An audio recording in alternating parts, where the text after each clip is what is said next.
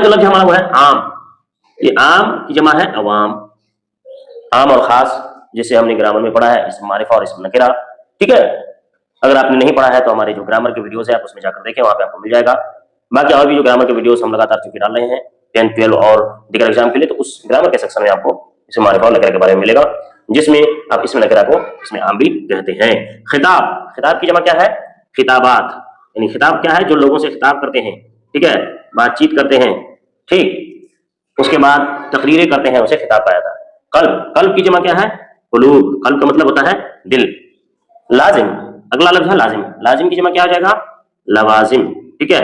और फिर इस लवाजिम की जमुई जमा होती है क्या? लवाजिमात, ठीक है, लवाजिमात, ठीक। अगला जो है लफ्ज हमारा है इमारत, इमारत, इमारत क्या हो जाएगा? इमारात, ठीक, आपने नाम सुना होगा इमारात शरिया, ठीक है। उन्वान, उन्वान की जमा क्या है?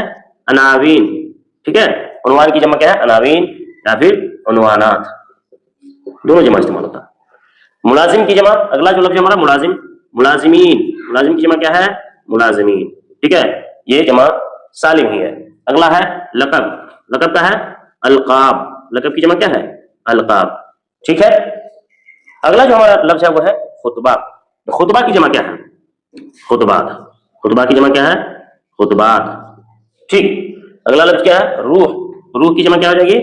अरवाह, रूह की जमा अरवाह। अगला है तालिब, तालिब की जमा तुलबा या फिर तुल्लाब, ठीक है, दोनों जमा इस्तेमाल होता है। अगला है हमारे पास जो लफ्ज है वो है कायदा, कायदा की जमा क्या है? खवाइद,